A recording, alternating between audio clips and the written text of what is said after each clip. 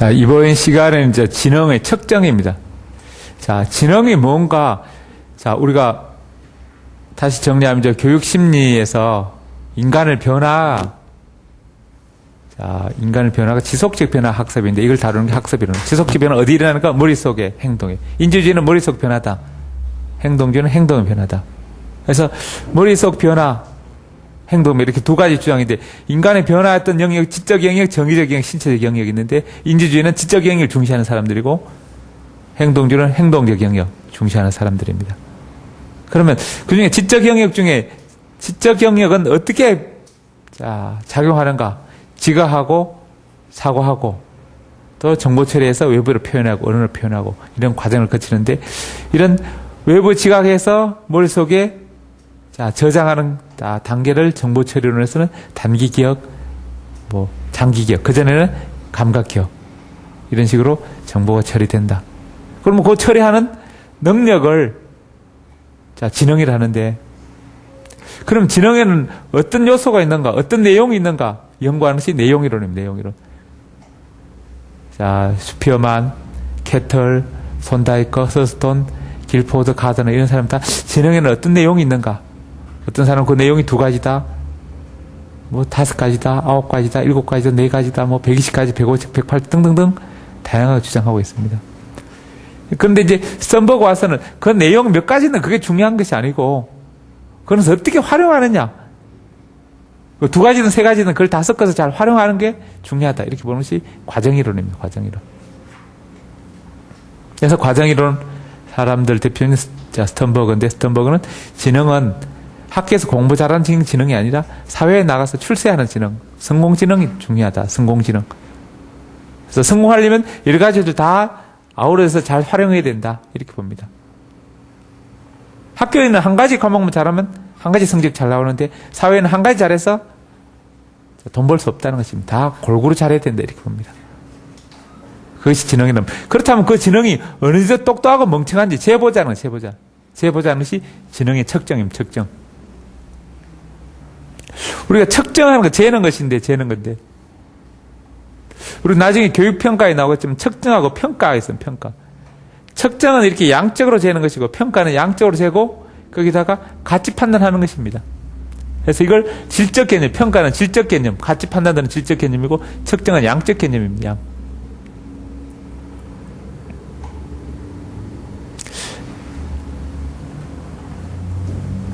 자, 효정이 점수가 몇 점이냐, 시험에 수학 성적 점수가 몇 점이었냐, 이렇게 이야기합니다. 그러면 80점이었습니다. 90점이었습니다. 지난 학기 수학 점수가 어땠냐, 수학 성적 어땠냐, 이렇게 물었을 때, 80점입니다. 90점, 70점입니다. 이렇게 이야기하는 것은 양적으로 이렇게 재는 것은 측정이라면 측정이고, 지난 학기 성적 어땠냐, 그럼 잘했어요, 못했어요, 이렇게 가치 판단 요소 들어가는 것이 평가입니다, 평가. 예를 들어, 효정이 몸매가 어떠냐, 날씬해요, 쭉쭉 빵빵해요. 이렇게 이야기하는 것은 측정에는 평가고, 45kg에 43kg에 50kg 이렇게 이야기하는 것은 측정이에요, 측정. 키가 크다, 작다, 이거보다 150이다, 160이다, 110 이렇게 양적으로 나타내는 게 측정이고, 질적으로 가치 판단을 포함해서 나타내는 것이 평가입니다. 양적으로 나타내는 것이, 양적으로 나타내면 정확하게 나타내요. 얼마나 정확히 나타낼 수 있는가, 그것이 이제 관건이 되고, 평가에는 얼마나 골고루 다 포함시킬 수 있는가, 이렇게 관건인데, 그래서 이런 것을 골고루 재을 수 있는 정도를 타당도로 그러고 정확히 재을 수 있는 정도를 신뢰도로 하는데, 이 측정과 평가에 대해서는 나중에 이제 교육평가할 때 다시 이제 할 것이고요. 여기서는 이제 그 측정하는 재는데 지능을 재는 거예요, 지능. 이 지능이라는 개념을 최초로 쓴 사람 캐털이 이렇게 지능, 인간의 어떤 지적 능력을 지능이다, 이렇게 지능이라는 용어를 쓰는데, 그것을 숫자로 나타내보자, 숫자로 나타내보자 하는 사람이 슈테른입니다. 스테른은 숫자로 나타내면 숫자로. 숫자에서 숫자를 0에서 100까지, 0에서 200까지 이렇게 숫자로 나타내보자, 이렇게 이야기했습니다. 그래서 지능 지수라는 개념을 사용했습니다. 그래서 지능 지수, 그게 뭔가, 이 IQ다. 지능 지수를 IQ다. 그럼 지능 지수 사람마다 각각 사람이 지능 지수가 얼마인지 재보자고. 자, 한 사람 이제 비례입니다. 비례. 비례는 그래서 지능이 높은 사람과 멍청한 사람. 이렇게 보통 아들과 장애우들, 특수교육 대상을 받아야 장애우들, 정신박약, 정상인과 정신박약. 이렇게 구분하기 위해서 재보자, 각각 사람들을 재보자는 것입니다. 재보자 했는데. 그 방식을, 자, 미국의 스탠포드 대학에서 터만 교수가 도입해가지고 다시 이제 미국식으로 바꿔서 다시 이제 개정판을 만들어내는 것이 스탠포드 비례 검사입니다. 프랑스의 비례가 만든 비례 검사를, 물 정확히는 비례와, 자, 시몬이 이렇게 만드는 건데, 그것을 미국에 들어와서 스탠포드 대학에서 터만 교수가, 자, 수정한 것이 스탠포드 비례 검사입니다. 그래서 IQ를 재보자는 것입니다. 그래서 비례 검사에서는 재보는 어떻게 재볼 것인가? 자, 생활연령분 정신연령. 생활연령이라서 나이입니다, 나이. 나이분의, 자, 정신연령, 한번 능력. 나이분의 정신능력. 다른 말로 정신연령. 이걸 사용하는 것입니다. 그래서 산출 공식을 만들어서, 자, 비례가, 자, 하게 됩니다. 그래서 스탠포드 비례 검사 이후로는 이제 이것이 점점 발달해서 이런 유형을 검사를 비율 IQ다. 그러니까 한번들은 나이분의 능력, 생활 연령분의 정신 연령. 이게, 자, 나이분의 이 정신 능력을 재는 이런 것을 비율로 계산한다 해서 비율 IQ라고 그러면 비율 IQ. 자, 이 비례 검사부터 사용되게 되는데, 그 비례 검사를 더 수정한 것이 스탠포드 비례 검사입니다.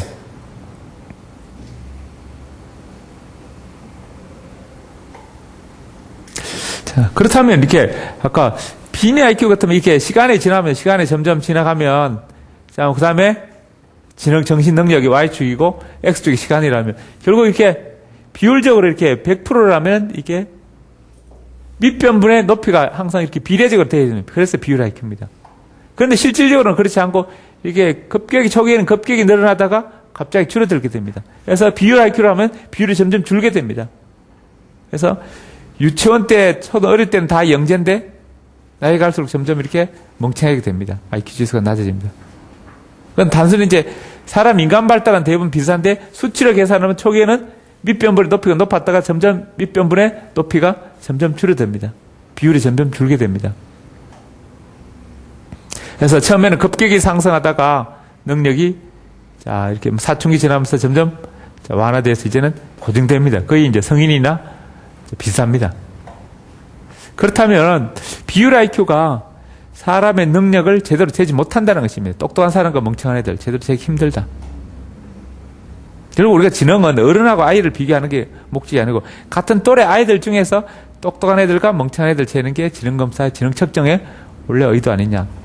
그럼 이걸 비율 IQ로는 제대로 재기 힘들다 해서 새로 나온 것이 표준 편차를 이용해서 제자에 나오는 것이 편차 IQ입니다. 편차 IQ.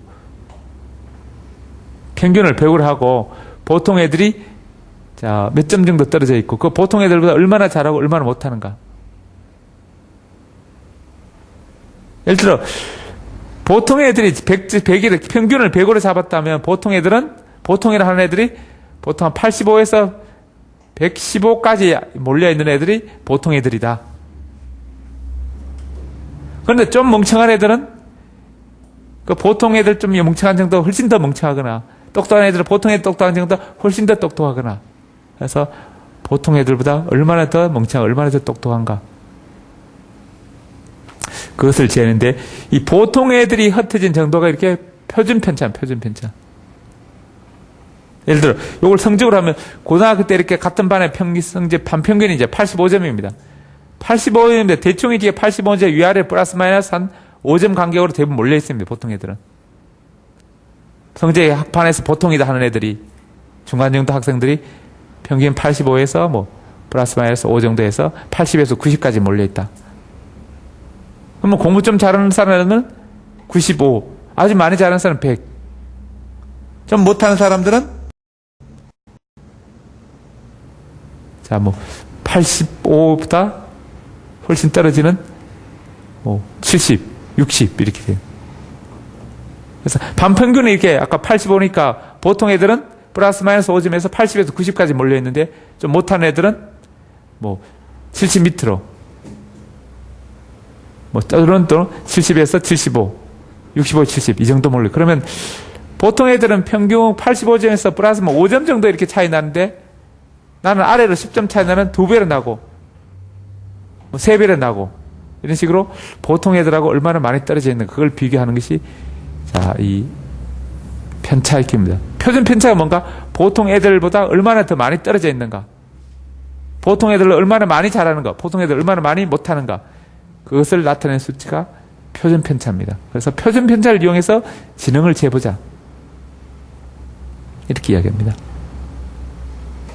그래서 보통 애들은 평균 85에서 자, 플러스 마이너스 5점이니까 자, 80에서 90까지 몰려 있습니다. 그러면 보통 애들은 5점 정도 차이 납니다. 5점 정도 차이 나는 애들이 보통 애들이다, 이렇게 이야기하는데 그보다 2배로 나서 나는 평균하고 85점에서 10점 차이 난다. 또 3배 정도 차이 나서 85에서 100점까지 15점이나 차이 난다. 나는 아래로 85에서 5점에서 80점이 보통 애들인데 나는 그 2배에서 75점이다. 3배에서 70점이다. 뭐 4배에서 65점이다. 그래서 보통 애들보다 얼마나 많이 차이 나고, 보통 애들 기준에서 비교하는 것이 이 표준 편차입니다. 그래서 표준 편차를 이용해서 IQ를 검사해보자 하는 것이 편차 IQ입니다. 그래서 편차 IQ를 이용해서 IQ를 재는 사람이 이제 웩슬러입니다. 그래서 이런 웩슬러 검사는 성인용과 아동용, 언어 검사, 동작 검사, 이렇게 어른들 IQ 재는 방식과 아이들 방식. 어른들은 이렇게 여러 가지 말 다양한 내용을 잘 알 수 있는데 아이들은 어려운 단어들 잘 모릅니다. 그래서 아이들과 어른 용어도 다르고, 또 IQ에 사용하는 그림 같은 것도 어른들이 뭐 다양한 내용을 다 하니까 다양한 그림 가능한데 아이들은 주변에 잘 볼 수 있는 그림으로 사용해야 됩니다. 그래서 성인용과 아동용을 다르게 이제 만들고, 다음에 언어 검사, 동작 검사.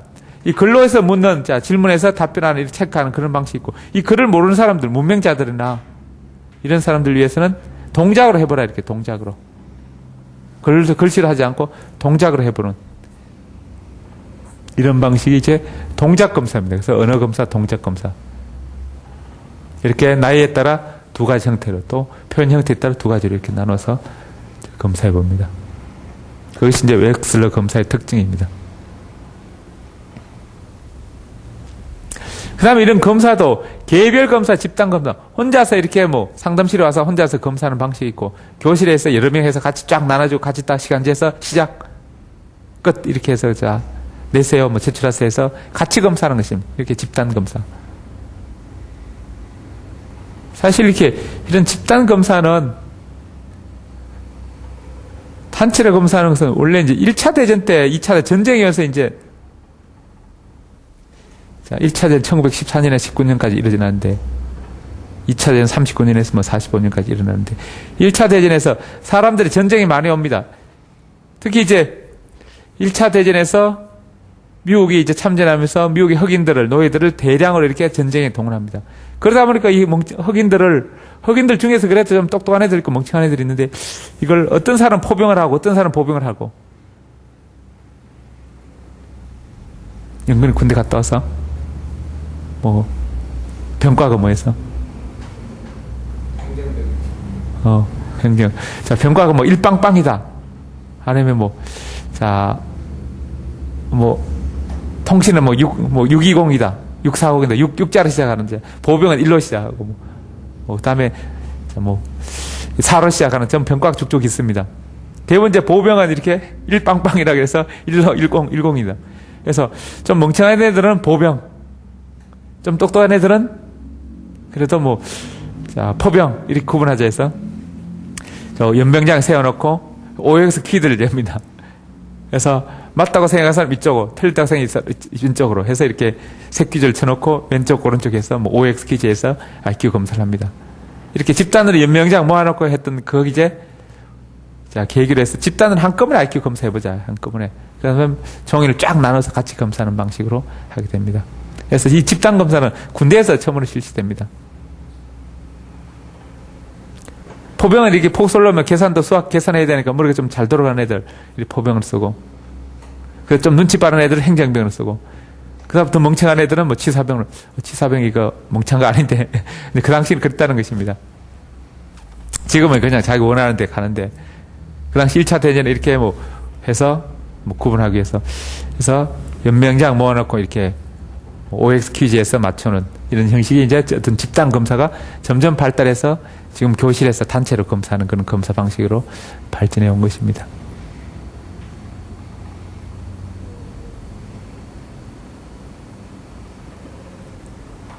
그래서 지능검사에서 이렇게 비례 검사 비율 IQ와 표준편차 IQ의 특성을 구별하는 문제가 자주 나옵니다. 그러니까 비율 IQ는 그냥 비율만 재니까 이 어린아이와 어른까지는 구별할 수 있는, 같은 아이 또래는 잘 구별하기 힘들으십니다. 자, 뭐냐면 능력이 120이 되는 사람이 있고 100이 되는 사람이 있습니다. 그런데 12살에 120이고 10살은 100인데 그럼 둘 다 100분의 나이분의 능력 하면은 둘 다 100입니다. 12살짜리 120하고 10살짜리 100하고 숫자는 똑같이 나옵니다. 그래서 두 사람이 120짜리 똑똑한 사람하고 100짜리 아이하고는 구별을 잘 못합니다. 같이 모이는데 A는 똑똑하고 B는 멍청한, 둘 다 이렇게 문제, A가 훨씬 푸른데 A는 12살짜리고 B는 10살짜리입니다. 그래서 이게 이런 것을 구별하기 힘드니까 집단별로 같은 또래끼리 묶어서 검사하자는 것입니다. 10살끼리 검사하고 12살은 12살끼리 검사하고 이렇게 해서 비교하도록 만든 것이 표준편차. 한마디로 서로 상대적 위치, 같은 집단에서 상대적 위치, 같은 집단에서 친구들보다 좀 더 잘하는 못하는 거, 이런 상대적 위치를 파악하기 위한 것이 표준편차 IQ의 취지입니다. 그래서 IQ 검사는 보통 또래들보다 똑똑한 거 멍청한 거 비교하기 위한 것 아니냐 이래서 상대적 위치를 평가하기 위해서 이 편차 IQ를 만듭니다.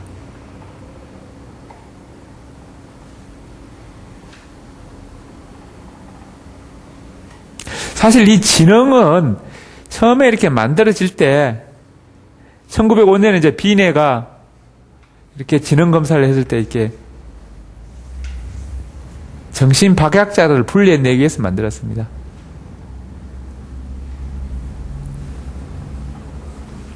그런데 이 지능이라는 개념도 초기에 만들어질 때는 이 지능을, 왜 지능이라는 그 개념을 만들었냐 하면은 19세기에 제국주의자들이 이제 남미나 아프리카에 이렇게 지배하게 됩니다. 지배하면서 결국 우리가 너희들을 지배하는 논리는 결국 내 말 들으라는 것은 내가 너보다 더 똑똑하다는 것입니다. 똑똑하다는 뭔가 내가 더 지능이 높다는 걸 입증합니다. 그래서 지능이라는 개념을 만들어서 우리 독일 게르만족 또는 유럽 아리안족, 이런 게르만족들이, 유럽의 게르만족들이 아프리카 사람들이나 아메리카 사람들보다 우리가 더 똑똑하니까 너희들은 우리를 지배를 받아야 된다. 그걸 합리화시키기 위해서 이렇게 지능 개념을 만들게 됩니다.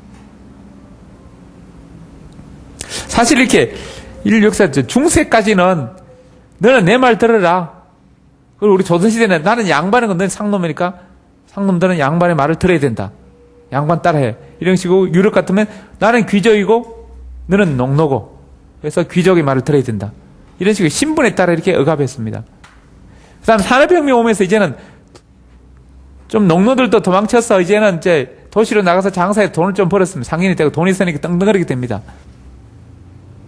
우리가 개화기 오면서 우리나라 마치 동양에서 자, 이게 농민들도 장사해서 돈을 좀 벌게 됩니다. 그러다 보니까 돈이 있으니까 쌍놈들도 이제 어깨 힘들어가게 됩니다. 그래서 양반들 말빨에 안 먹힙니다. 이제 돈이 이제 말빨이면 돈이 말빨. 그래서 산업사회에서 어떤 경제적 힘이 작용하니까 이걸 뭔가 다른 것으로 내가 너희보다 똑똑하다, 너는 내 말 들어라 하기 위해서는 내가 너희보다 더 똑똑하다, 내 말 입증하여서 IQ라는 개념, 지능을 개념 만들어서 우리 유럽 사람들이 아프리카나 남미 사람들 훨씬 똑똑하다, 그걸 자 이야기하려고 했던 것입니다.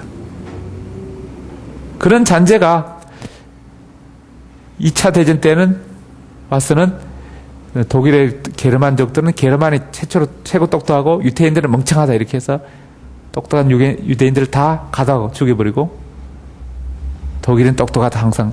그러면서 너희들은 똑똑한 독일인에게 말을 들어야 된다. 이렇게 이야기. 일제시대는 어떻게 합니까? 일본 사람은 똑똑한 민족, 조선 사람은 멍청한 사람이다.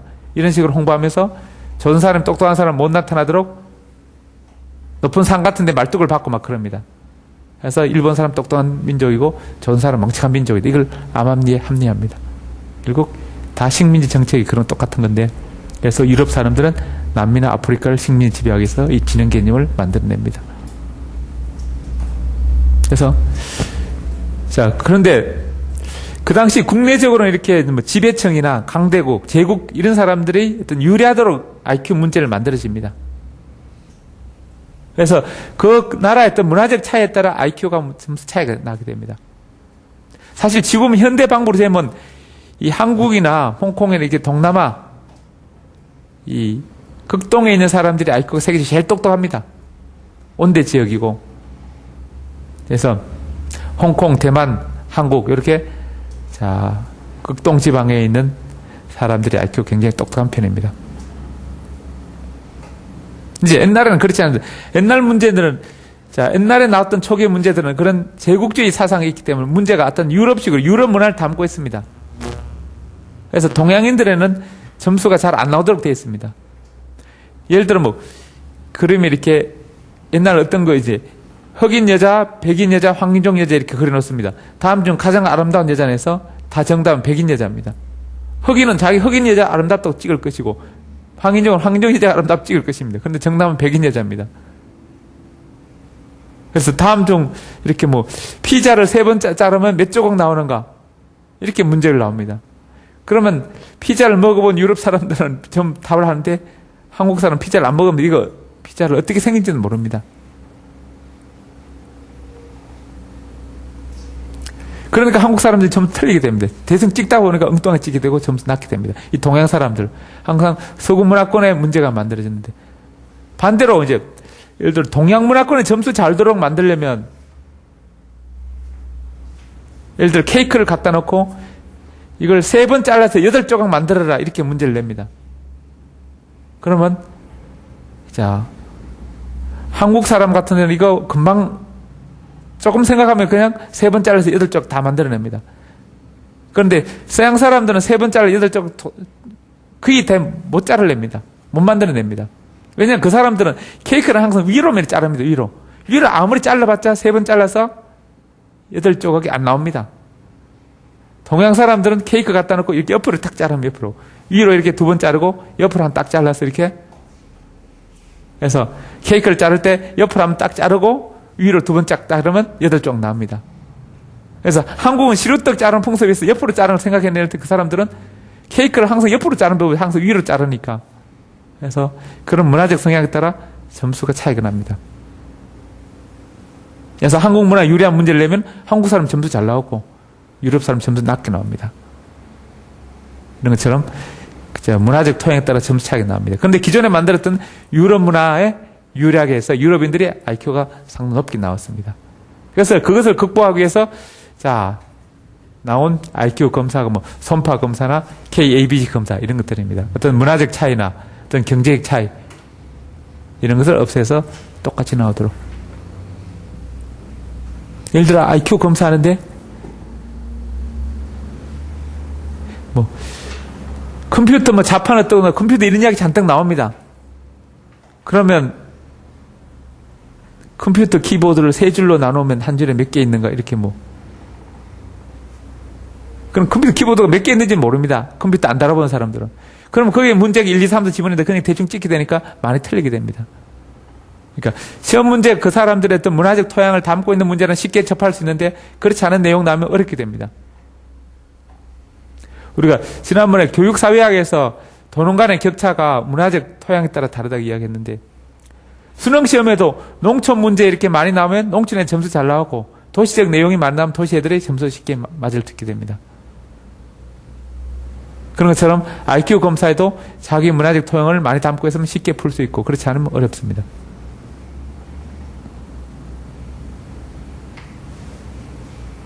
자, 그런 것처럼 이런 것을 극복하기 위해서 만든 것이 손파 검사나 KABC입니다. 그래서 자, 손파 검사는 문화적 차이나 경제적 차이 부자들의 어떤 생활 내용을 나오는 것, 가난한 사람들의 생활 내용.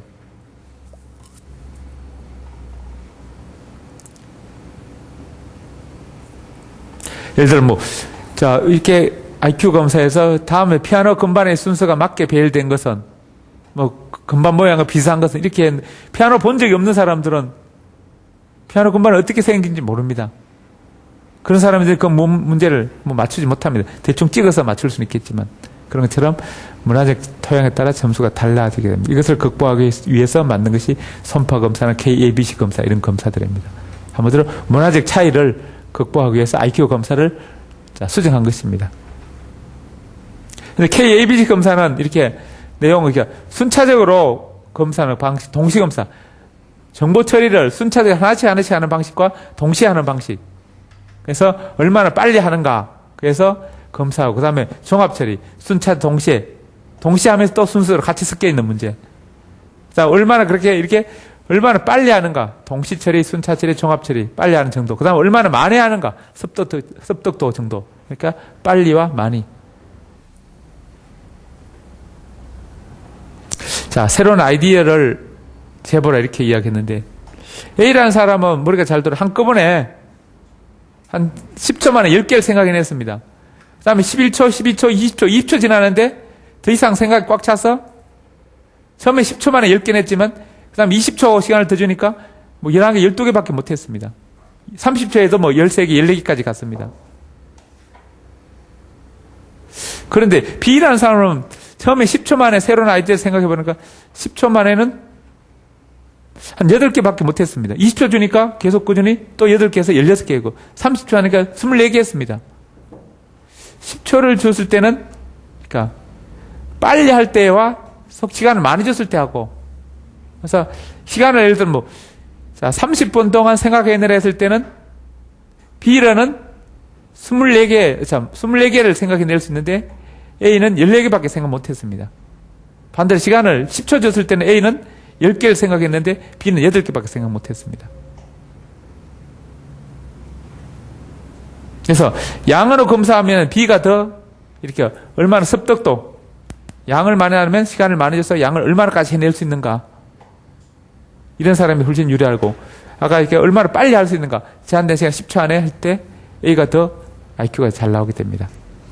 그런 것처럼 어떤 빨리 나타내는 양, 이렇게 두 가지를 넣어서 이렇게 검사하는 방식이 KABC 방식 검사입니다. 그래서 순차 처리, 동시 처리, 종합 처리, 습득도 양, 이런 것을 해서, 자, 이런 문화적 차이를 극복하려고 노력했던 것들이 이 손파 검사와 KABC 검사, 이런 검사들입니다. 그래서 IQ라는 것은, 지능이라는 것은 아직까지도 많은 문제점이 있습니다. 뭐가 사실 정확하게 IQ가 뭔지 아직까지도 계속 연구 과정에 있습니다. 어떤 사람은 그 IQ라는 게 없다, 지능은 없다. 결국 재능을 갖고 지능이라고 사기친 것이다. 그건 재능이다, 재능. 그러면 지능과 재능은 뭔가? 지능은 지적 능력이고 재능은 어떤 업무 처리 능력입니다. 결국 그건 재능인 거다, 이렇게 이야기하는 사람도 있습니다. 그래서 요즘 영재교육법 법 규정은 지능이라는 개념을 안 쓰고 재능이라는 개념을 씁니다. 그것은 이제 이 지능에 대해서 비판적 견해에 갖고 있는 학자들의 의견을 많이 반영해서 재능이라는 용어를 쓰고 있습니다. 그럼 지능만 있느냐? 지적 능력뿐만 아니라 감정력 능력, EQ도 있자. IQ도 있다. EQ도 있다. IQ도. EQ. 요즘 SQ, MQ, 다양한 Q가 나오게 됩니다. 그런데 아직 지능, IQ라는 것은 뭔가 그나마 이렇게 좀 더 선명하게 개체가 보이긴 하는 한데, 대충 수학적 능력, 국어적 능력, 언어적 능력 나오긴 하는데, 이 EQ, 감정은 대부분 뒤엉켜 있습니다. 그러니까 생각은 이렇게 좀 구별되지만, 감정은 대부분 뒤엉켜 있기 때문에 복합적 감정입니다. 그래서 세상이 구분하기 힘들어집니다. 그러니까 EQ 같은 것은 잘 연구가 진척되지 않고 있습니다. 그래서 내용이 많지 않고, 그래서 아직 시험에 잘 나오지 않고 있습니다. 그래서 한번 감정 능력은 감정의 표현 능력. 그러니까 표현하기 위해서는 어떤 인식 능력, 다른 사람의 감정, 눈치를 빨리 읽을 수 있는 능력, 미미한 감정의 변화를 빨리빨리 알아차릴 수 있는 인식 능력. 그 다음에 또 감정 조절 능력. 내가 화가 나는데 화를 참을 수 있는 능력. 감정을 조절하는 능력. 그 다음에 감정을 활용하거나 이용하는 능력. 야, 으쌰으쌰 하자. 열심히 해보자. 파이팅! 이렇게 감정을 조절하는 능력. 결국, 감정 능력이 뭔가?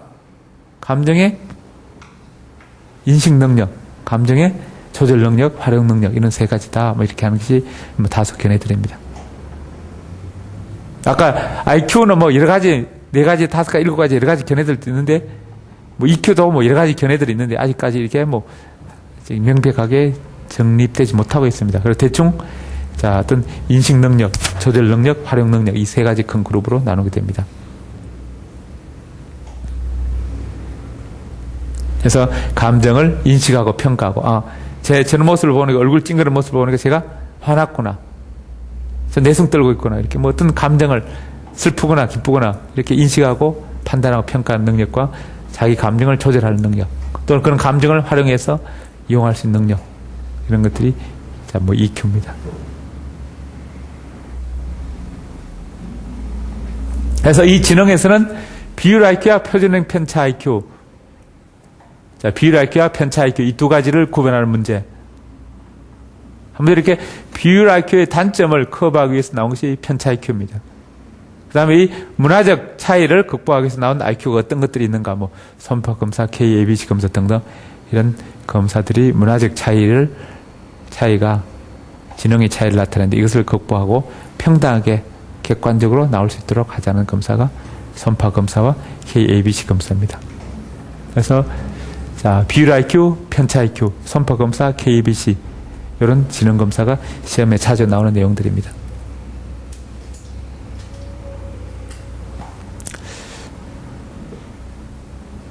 그 다음에는 지적 능력.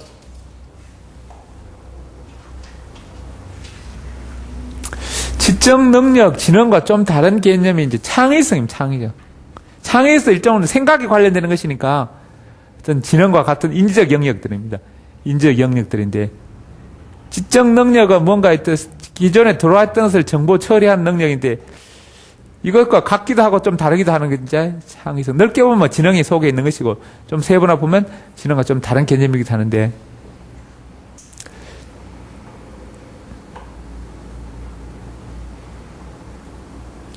이 창의성이 과거에 우리가 평생교육에서 배웠을 때 영재교육에서 이 창의성 개념이 나오기 시작합니다. 처음에 똑똑한 사람은 뭔가 어떤 사람과 지능이 높은 사람, 지능 수치가, 지능 지수가 높은 사람이었는데, 새로운 학자는 똑똑한 사람은 영재라는 것은 지능 지수 높을 뿐만 아니라 창의성이 높은 사람이다. 이렇게 하면서 창의성이 부각하게 됩니다. 렌줄리 같은 사람은 똑똑한 사람 영재라는 것은 지능이 높을 뿐만 아니라 창의성도 높고 과제 집착력도 높은 사람이 영재다. 이렇게 이야기하는 견해도 나옵니다. 그래서 창의성 나오는데 그럼 창의성이 뭔가? 한마디로 뭔가 새로운 것을 만들어낼 수 있는 능력이다. 새로운 것. 그래서 새로운 사고나 새로운 생각을 해낼 수 있는 능력. 물론 이제 정보를 머릿속에 생각을 정리해서 그 중에 뭔가 새로운 것을 만들어낼 수 있다면 그 창의성 일종의 지적 능력에 속하는 거 아니냐. 이렇게 볼 수 있지만, 이 다수학자들은 지능은 기존에 어떤 머릿속에 들어있는 것을 이렇게 정리하는 능력이라면, 정보를 처리하는 능력이라면, 창의성은 뭔가 그것을 이용해서 새로운 것을 만들어내는 능력이다. 그 안의 것을 이렇게 변형할 수 있는 것이, 이것은 새롭게 만드는 능력이다. 이렇게 정의합니다. 그러면 창의성 안에 또 어떤 거, 지능에는 이렇게 4가지, 7가지, 2가지, 9가지 등등 있다는데,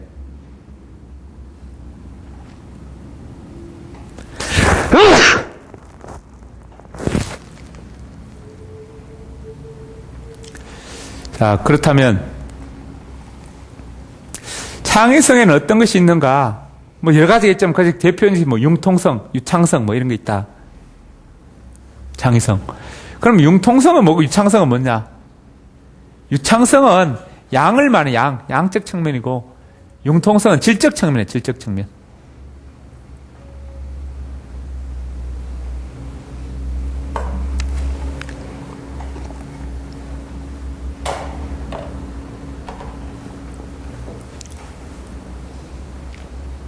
예를 들어,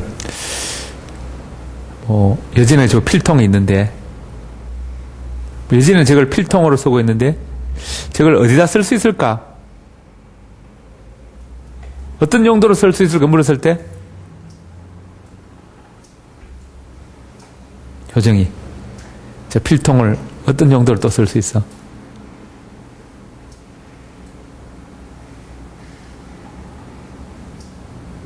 저걸 너한테 준다면 너 뭐로 쓸래?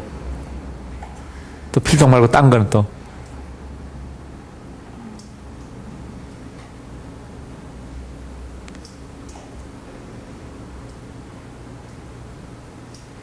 뭐 화장품 케이스를 쓸 수 있고, 또 동전 지갑으로 쓸 수 있고, 뭐 쓰레기 담는 통도 쓸 수 있고,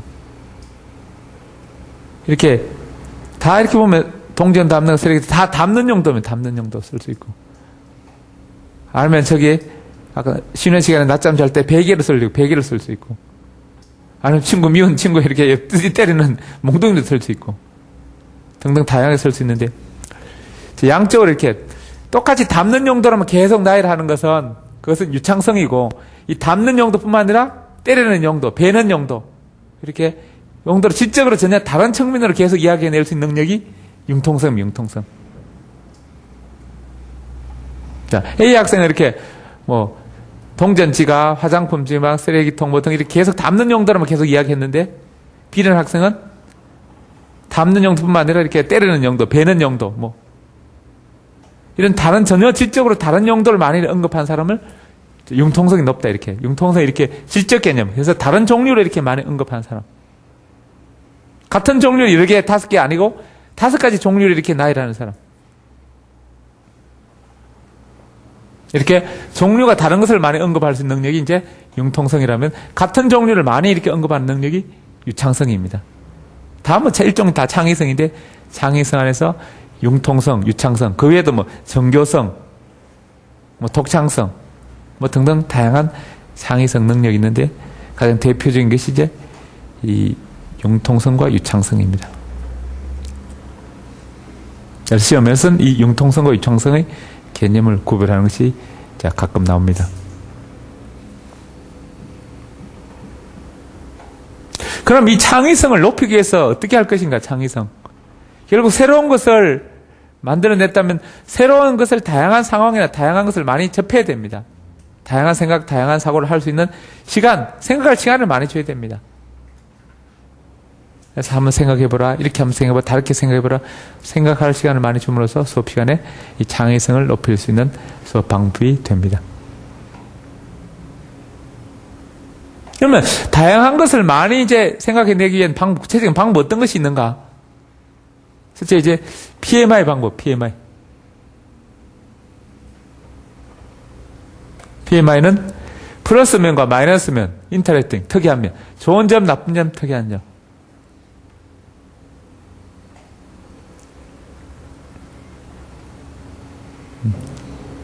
효정아, 그 옆에 친구 희주 성격이 어때?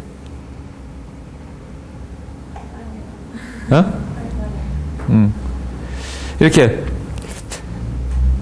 성격을 사실 성격이 개 같은데 엿 같은데 바로 이야기할 수는 없고 물으면, 안면 받쳐서 잘 이야기 못할 때는 그냥 좋은 점, 성격의 좋은 점이 뭔가, 성격 중에 나쁜 점 어떤 거인가, 성격 중에 마음에 안 드는 어떤 분이 있어?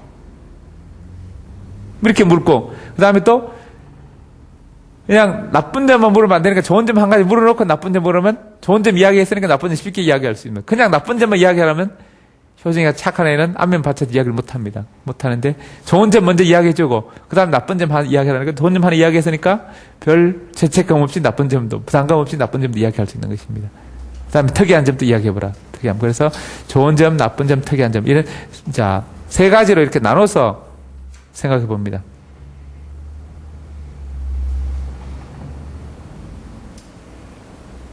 그러면 효정이 이렇게 스마트폰하고 노트패드 지금 갖고 있는 그거 뭐지? 탭하고, 그러면 탭하고 스마트폰은, 탭이 스마트폰보다 좋은 점은 어떤 점이 있어? 화면은 크다. 나쁜 점은? 무겁다.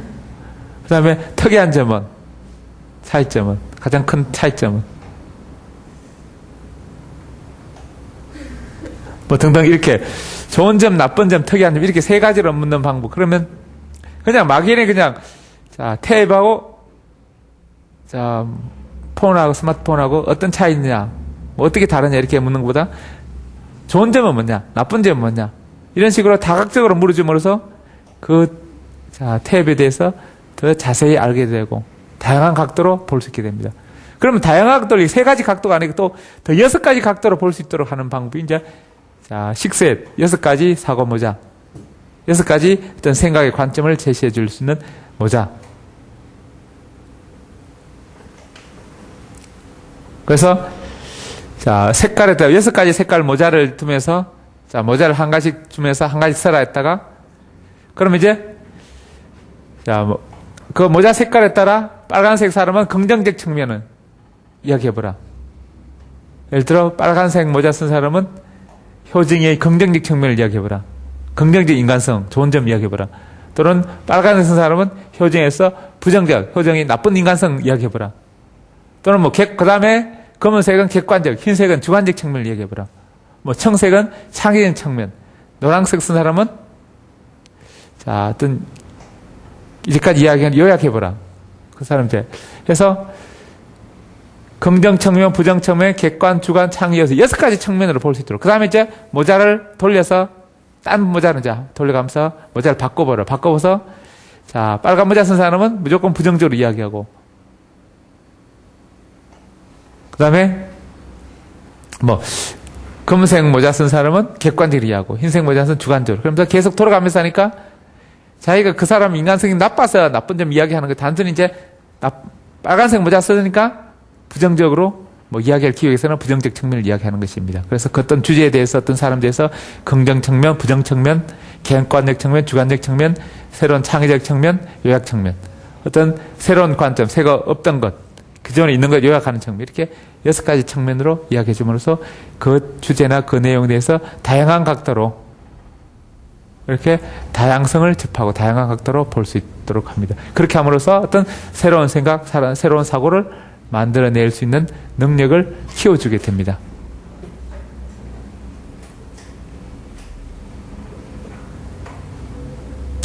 자, PMI 말고 사고 뭐 그러면 또 다른 방법으로 브레인스토밍이다. 브레인 아이디어. 브레인을 모으는 것이 두뇌를 모으는 거, 아이디어를 모으는 것이 브레인스토밍인데 자, 아이디어를 모으기 위해서는 일단 많이 모아야 돼. 많이. 대량으로. 양. 다양한 쓰잘데없는 것까지 무조건 생각나는 다 이야기해보라. 많이 이야기해서 그 중에 쓸만한 한두 개 나올 수 있습니다. 그래서 많으면 많을수록 그 중에 괜찮은 거 나올 가능성이 많아집니다.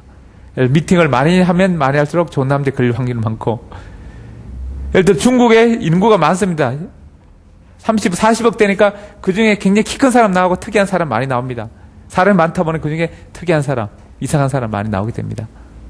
뭐 장신 2m 50도 나올 수 있고 이렇게 일단은 이제 아이디어를 모으기 위해서 아이디어를 양을 많이 해서 일단 양을 뭐 많이 하면 그 중에 나온 것 중에 또 몇 가지 결합해서 또 새로운 걸 만들어낼 수 있게 됩니다. 재료가 많으면 다양한 결합이 가능합니다. 그래서 다양한 내용을 이야기하기 위해서는 어떻게 자유롭게 이야기할 수 있는 분위기를 만들어줘야 됩니다. 아니, 괜히 내 이야기가 쪽팔리지 않을까? 엉뚱한 얼토당토한 이야기해서 괜히 나의 지적 수준을 의심하지 않을까? 이러면서 소심해지는데 그냥 자유롭게 이야기할 수 있는 분위기를 만들어주고 그 다음에 비판하지 말라. 아주 엉뚱한 이야기 하더라도 쓸데없는 이야기 하더라도 비판하지 말고 무조건 이야기해라. 이렇게 분위기를 띄워주는 게 좋습니다. 그래서 대량 원칙, 결합 원칙, 비판 금지 원칙, 자 자유로운 분위기 원칙 이런 4가지 방법을 동원해서 자 다양한 아이디어를 모을 수 있는 브레인스토밍 방법을 활용하게 됩니다. 이건 이제 오스본이 주장한 건데 그럼 이렇게 브레인스토밍에서 다양한 측면을 이렇게 이야기해도 그래도 또 안면 밭에서 제대로 이야기 못합니다. 이렇게 PMI 방법도 그렇고 사고모 브레인스토밍 해도 내가 이런 이야기 했다를 그 당사자 들으면 나중에 뒷감당 어떻게 하려고 뒤가 근질합니다. 그래서 제대로 이야기를 못하고 좀 부드럽게 완화시켜서 이야기하거나 이야기 잘 못합니다.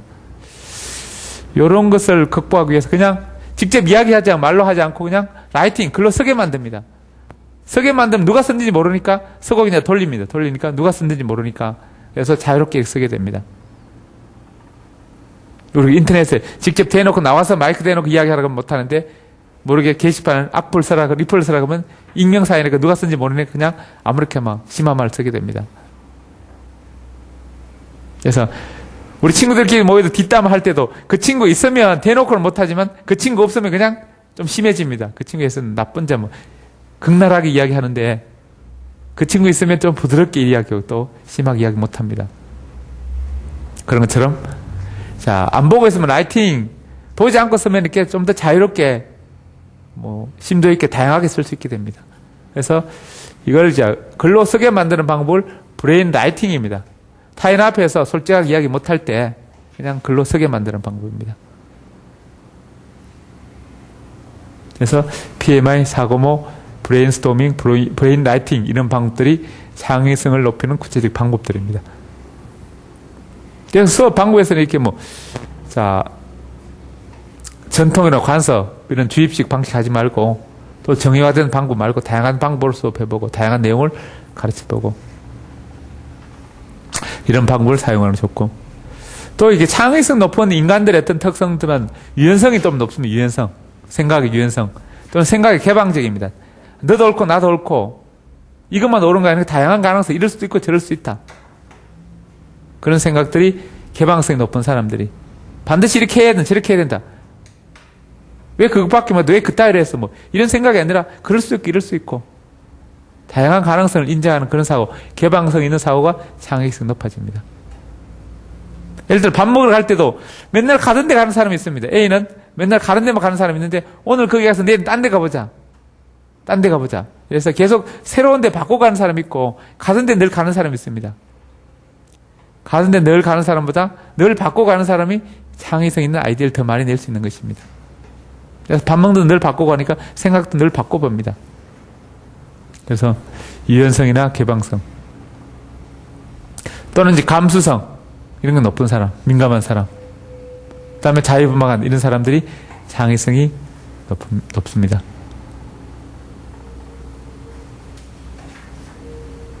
그 다음에 이렇게 검사 숨은 그림 찾기 이렇게 또는 잠입도용 검사는 인지 양식의 장 독립형과 장 의존형을 검사하는 방식의 얘기인데 이걸 변형한 것이 이제 숨은 그림 찾기입니다. 우리가 숨은 그림 찾기 잘하는 사람들이 창의성 높습니다. 왜냐하면 숨은 그림 찾기는 다양한 각도를 봐야 됩니다.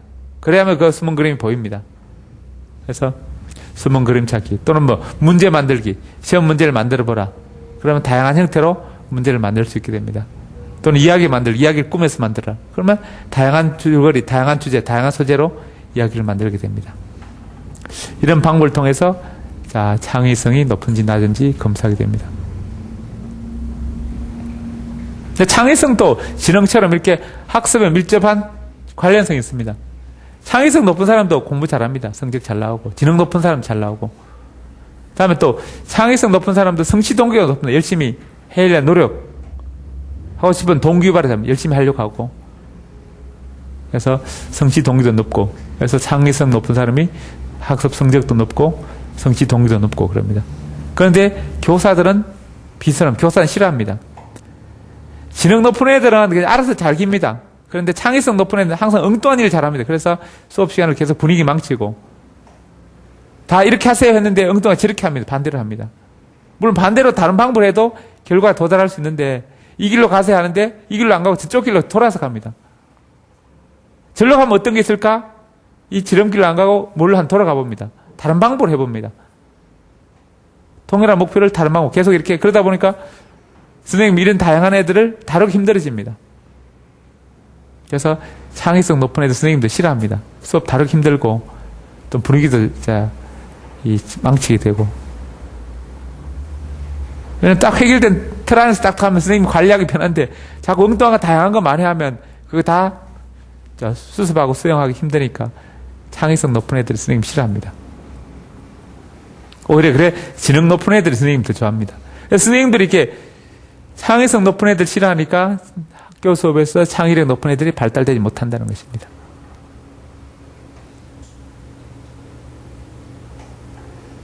그래서 창의성, 새로운 생각이니까 선생님이 계획한, 선생님이 의도하는 그런 방법 아닌 새로운 다른 방법으로 자꾸 하려고 하니까 선생님 짜증나고 귀찮습니다.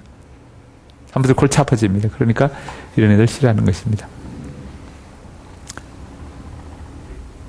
자, 창의성에서는 이렇게 자, 융통성과 유창성을 구별하는 문제. 그 다음에 PMI, 식세, 사고모자, 브레인스토밍.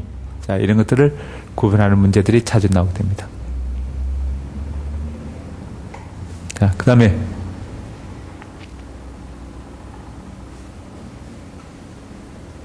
이제는 이제 지적 영역, 정의적 영역, 아까 우리가 인간의 변화가 지적 영역의 변화가 있고 인지적 영역의 변화가 있고 정의적 영역의 변화가 있고 행동적 영역의 변화가 있습니다. 물론 인지주의에서는 지적 영역을 강조하고 자, 행동적 영역에서는 뭐 행동주의가 이런 것을 강조하긴 하는데 그래서 인지적 영역의 중요한 요소가 지능과 창의력 이런 것인데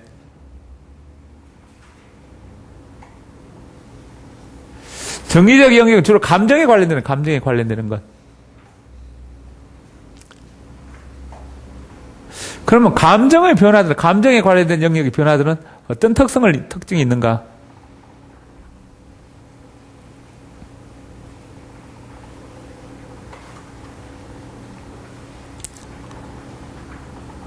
자, 이 감정은 인간의 내면에 있어서 사고는 생각한 너가 물어보고 생각할 수 있으면 답이 나오고 생각 못하면 답이 안 나옵니다. 그래서 판단할 수 있는데 감정은 내면에 있어서 감정은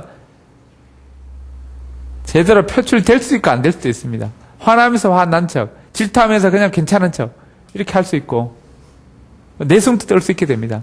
그러니까 감정은 또 복잡 미미합니다. 복잡 미미해서 그걸 정확히 분리해서 측정하기도 힘들어집니다. 그래서 내면 세계라서 저기 힘든데 이제 감정은 주로 이제 정서적 요소, 기본으로 깔려 있는 정서, 감정의 기본적 배경 있습니다. 그다음에 그때 감정이 이렇게 기복이 있는 감정 표현도 있지만 그 사람의 기본적으로 이렇게 쭉 깔려 있는 기본적인 이제 정서가 있습니다. 그런 것들이 감정, 정서의 어떤 중요한 내용들이 됩니다. 늘 조용한 사람, 늘 활발한 사람. 뭐 조용한 사람도 가끔 활발할 때 있고 활발한 사람 가끔 조용할 때도 있습니다. 분위기가 다운될 때도 있지만 기본적으로 그 사람 갖고 있는 정서들이 있습니다. 그래서 항상 감정이 안정되어 있는 사람과 툭하면 욱하는 성격이 있는 사람, 발끈하는 성격이 있는 사람 이렇게 있는데 이런 정서들, 이런 정서나 감정들도 항상 이렇게 점점 분화하면서 발달합니다. 어릴 때는 어떤 감정이 이렇게 표현들이 비슷합니다. 예를 들어 어린아이가 처음 태어났을 때는 그냥 엉아 울으면서 배고파도 울고 슬프도 울고 아파도 울고 불편해도 울고 다 그냥 엉아 하나로 다 표현됩니다. 근데 그 다음부터는 이렇게 엉아 목소리가 기분 좋아서 엉아하고 기분 나빠서 엉아하고 조금 차이가 납니다. 슬퍼서 응한지 아파서 응한지 배고파서 응한지 이렇게 점점 미미한 차이가 납니다. 그래서 엄마들은 똑같이 엉아 울어도 이건 똥 싸서 운다. 아니면 이건 배고파서 온다. 아니면 이거 아파서 온다. 뭐 등등 이렇게 졸려서 온다. 구분할 수 있게 됩니다. 그래서 점점 아이가 이제 감정의 표현이 다양해집니다. 그래서 슬픔과 기쁨과 노여움, 화, 짜증 이렇게 다양하게 이제 분화됩니다. 그래서 감정이 점점 분화되면서 정서적으로 발달하게 됩니다.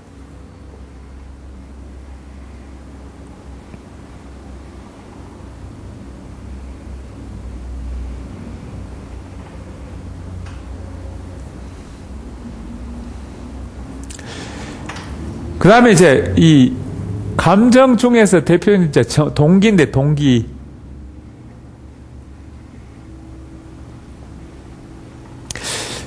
우리가 교육행정할 때도 동기도 한번 배웠는데 어떤 동기라는 건 사람을 움직이게 하는 것입니다. 움직이게 하는 것. 뭔가 움직이게 하는 것이 동기인데 움직인다는 뭐 하려고 하는 것, 하게 하는 것입니다. 다른 말로 뭐 하게 하는 것. 일을 하게 하는 것. 공부를 하게 하는 것. 하게 하는 것이 이제 움직이게 하는 것인데 동기인데 동기에는 내적 동기와 외적 동기 있습니다.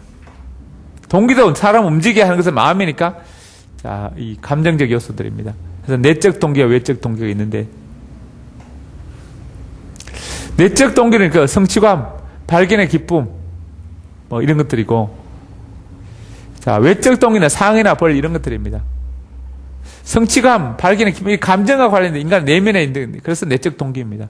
상이나 벌은 상, 벌, 눈에 보입니다. 보이니까 이건 외적으로 가시적인 그런 형태들입니다. 그래서 이걸 외적 동기, 상, 벌을 외적 동기, 성취감을, 자, 이 내적 동기 이렇게 부릅니다. 우리가 이제 지난 시간에 어제 배운 행동주의, 스킨의 행동주의는 이 벌에 반대되는 개념으로 이 상질 주는 것, 칭찬의 상, 이런 것을 강화라 불러요. 강화. 스킨은 이걸 강화라 불렀는데, 다른 학자들은 상벌 합쳐서 이렇게 외적 동기, 외적 강화 이렇게 부르고, 뭐 성취감, 내적 강화 뭐 이렇게 부르기도 합니다. 그래서 이 강화를 상의 의미로 쓰는 사람들은 있고, 이 넓이, 동기와 같은 개념으로 넓게 이렇게 강화 개념을 쓰는 사람은 내적 강화, 외적 강화 이렇게 구분하기도 합니다. 어쨌든 일반적으로 이제 외적 동기는 이 상벌입니다. 상벌.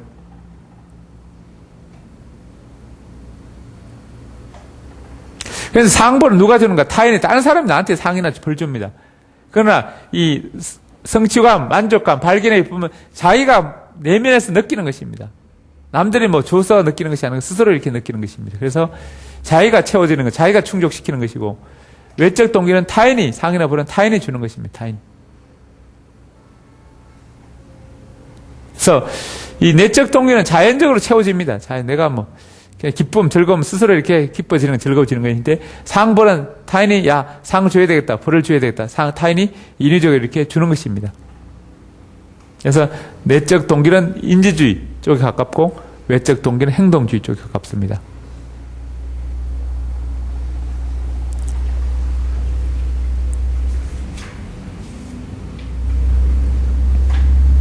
그러면 이제 학습과 관련시켜서 이 학생들 어떤 동기 유발하기 위해는 어떤 방법이 좋을까? 학습 과제도 이렇게 난이도가 적당하게, 난이도가 너무 어려우면 성취감이 점점 없어지고, 자기 수준이 딱 맞췄을 때 쾌감이 납니다.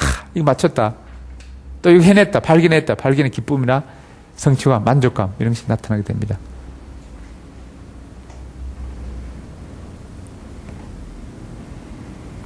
그 다음에 이렇게 또는 이제 수업 과제에서 어떤 수업 목표나 이것을 진로와 연결시켜서 제시하거나 이럴 때, 또는 이제 수업 도중 바로바로 피드백 해줄 때, 이번 시간은 뭐 장문 시간이다 그러면, 자, 이번 시간에 글짓기 장문 잘하면 너 남자친구한테 면회편지, 이메일을 멋있게 보내서 너가 좋아하는 남자 사귈 수 있다. 아니, 이번에 생물 시간인데, 이번에 이렇게 생물 너가 해보 이렇게 잘하면 너가 좋아하는, 자, 의대, 너가 의대 가고 싶은데 의대 갈 때 이거 반드시 알아야 돼. 그래서 목표와 진로와 연결시키거나. 아니면 또, 이번 시간에 이제 뭐, 물의 비등점을 배우는 시간이에요, 이번 시간에. 그래서 이 비등점에 우리 끓는 원리를 잘 알면 너가 좋아하는 라면을 맛있게 끓일 수 있어. 뭐 요즘 유행하는 뭐 꼼수면, 뭐 꼬꼬면인지 꼼수면인지 이렇게 나오고, 뭐 나가사키 라면, 나가사키 우동인지 뭐 가카사키 짬뽕인지 뭐 나오고 그러는데, 이런 너가 좋아하는 라면을 맛있게 끓일 수 있어. 비등점이 잘 드러나. 이러면서 그 수업에 동기를 갖고 참여할 수 있도록 해주는 방법들입니다. 그래서 개인의 욕구와 관련시켜서 이렇게 이야기하는 방법들. 그래서 피드백에서 실패, 바로 잘했을 때 바로바로 칭찬해주고, 잘못해서 바로바로 이렇게 수정해주고, 이럴 때 목표를 더 잘 달할 수 있게 됩니다. 그 다음에 이제 성공과 실패, 동기 유발하기 위해서는 어떤 실패했을 때 그 실패의 탓을 뭐로 돌리는가? 귀인, 성공 실패의 원인을 무엇으로 돌리는가? 그에 관한 이론이 귀인 이론입니다. 귀인 이론에서는 실패의 원인을 노력 탓으로 돌릴 때 다음 성공을 기약할 수 있습니다. 이번에 노력을 잘 안 돼서 그렇다. 그러면 다음에 노력 열심히 해서 성공해야지. 이렇게 되는데, 난 열심히 노력했는데 운이 나빠서 안 됐어. 그럼 운은 내 손은 어쩔 수 없는 것입니다. 원래 운이 나빠서 임용 떨어졌다면 내년에 합격할 가능성이 있을지 없을지 그것도 미지수입니다.